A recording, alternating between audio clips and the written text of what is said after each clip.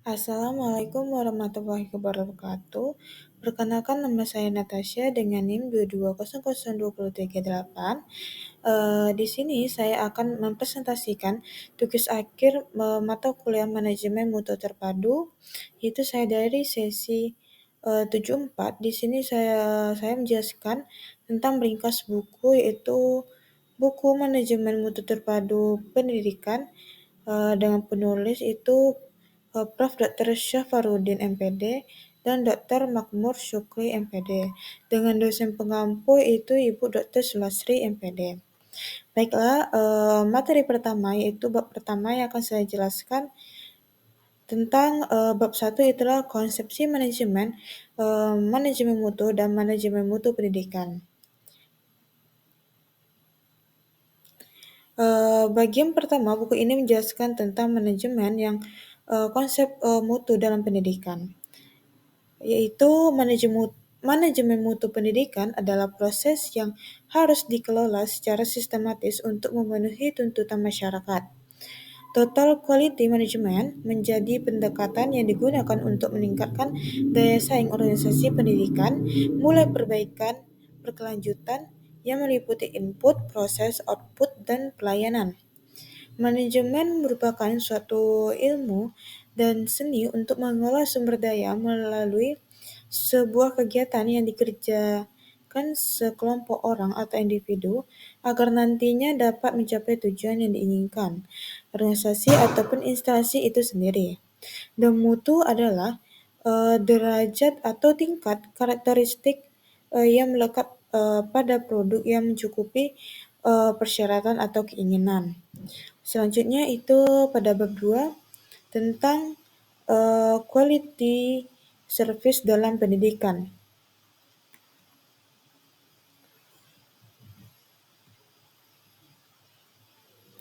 Yang pertama itu ada konsep TQS atau Total Quality Service. TQS berfokus pada pemenuhan harapan dan kebutuhan pelanggan yang berbeda dari sekadar memenuhi standar pendidikan. Ini melibatkan perbaikan berkelanjutan dalam proses dan hasil pendidikan. Dan TQS adalah suatu strategi yang melibatkan secara menyeluruh baik manajer maupun karyawan. Penggunaan metode-metode kualitatif dan kuantitatif proses berkesinambungan dalam organisasi untuk melakukan perbaikan serta kebutuhan, keinginan dan harapan. Yang kedua itu adalah analisis lingkungan internal. Di sini untuk menerapkan TQS, lembaga pendidikan perlu menganalisis kekuatan dan kelemahan internal.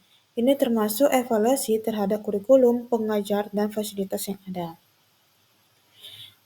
Analisis faktor-faktor internal bagi lembaga pendidikan penting dilakukan untuk mengetahui kelebihan dan kekurangan lembaga agar dapat menyusun rencana kerja dan kegiatan yang tepat serta mengantisipasi kemungkinan terburuk terjadi di dalam proses kerja mendatang sehingga hasil yang diharapkan dapat tercapai. Yang ketiga itu ada kualitas dalam perspektif.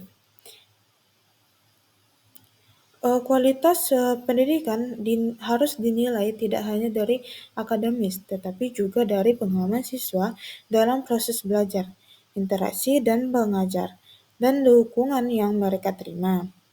Selanjutnya itu materi bab 3, masih bab 2 yaitu kelanjutan dari total quality service dan pendidikan, yaitu perbaikan berkelanjutan, yaitu pendidikan harus bersifat adaptif dan responsif terhadap umpan balik dari siswa dan orang tua untuk meningkatkan kualitas layanan.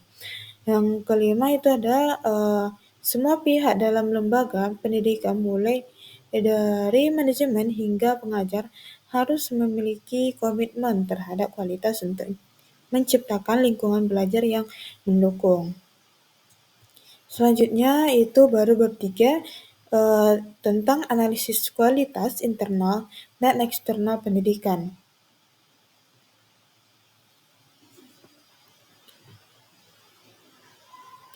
Pentingnya analisis terhadap kualitas pendidikan baik dari aspek internal maupun eksternal itu ada pembahasannya. Yang pertama itu tentang analisis kualitas internal. Itu mengacu pada proses evaluasi sistem pendidikan dari dalam institusi itu sendiri.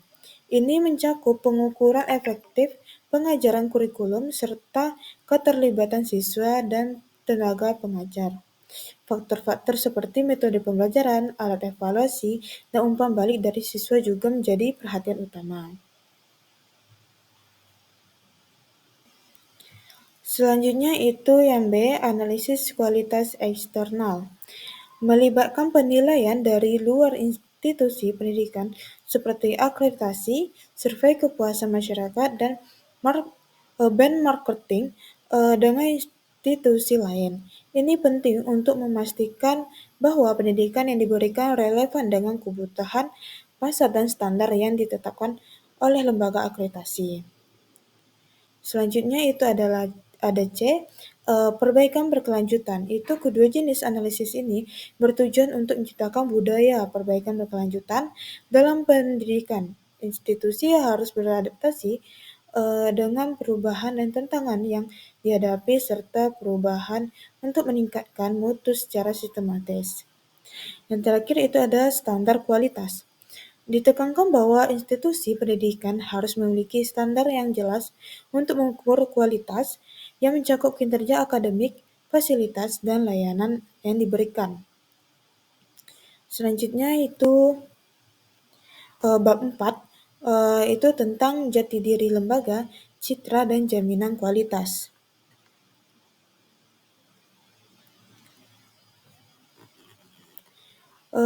Pada bab 4 ini membahas pentingnya jati diri lembaga pendidikan dalam membangun citra yang positif serta menjamin kualitas pendidikan. Jati diri lembaga mencakup visi misi dan nilai-nilai yang dianut, yang harus selaras dengan tujuan pendidikan nasional. Citra lembaga berpengaruh besar terhadap kepercayaan masyarakat dan mampu kepentingan lainnya. Untuk menjamin kualitas lembaga pendidikan, harus menerapkan sistem manajemen mutu efektif, termasuk proses evaluasi perbaikan berkelanjutan. Hal ini memerlukan keterlibatan semua pihak, termasuk guru, siswa, dan orang tua, dalam menciptakan lingkungan pendidikan yang berkualitas. Di sini yang pertama itu adalah jati diri lembaga.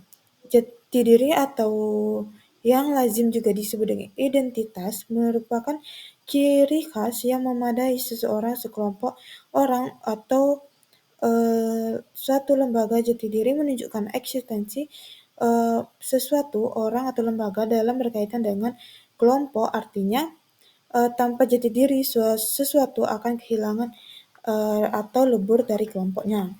Yang kedua itu adalah citra suatu lembaga. Merupakan salah satu harta yang bernilai tinggi bagi suatu lembaga maupun karena citra merupakan cara pandang atau persepsi masyarakat terhadap lembaga tersebut. Baik buruknya lembaga tersebut ditentukan dengan lembaga itu sendiri. Yang ketiga itu ada jaminan kualitas suatu lembaga.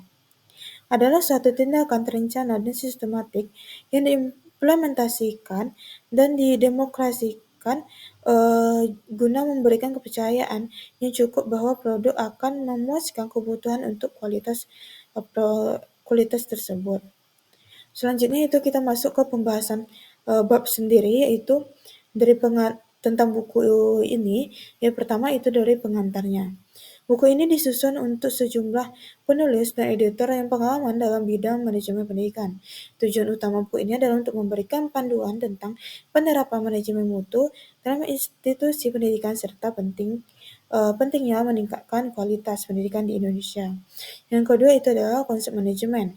Manajemen merupakan seni dan ilmu dalam mengolah sumber daya yang mencapai tujuan organisasi. Buku ini menjelaskan bahwa manajemen harus melibatkan partisipasi semua pihak termasuk guru, siswa, dan masyarakat dengan pendekatan yang sistem atas manajemen yang baik meningkatkan mutu pendidikan. Selanjutnya itu adalah definisi mutu sebagai derajat atau karakteristik melekat pada produk atau layanan memenuhi melampaui harapan pelanggan. Yang selanjutnya itu ada manajemen mutu pendidikan. Di sini adalah proses sistematis yang bertujuan untuk meningkatkan mutu pendidikan. Pendekatan ini melibatkan perencanaan, pelaksanaan, pemantauan, dan evaluasi.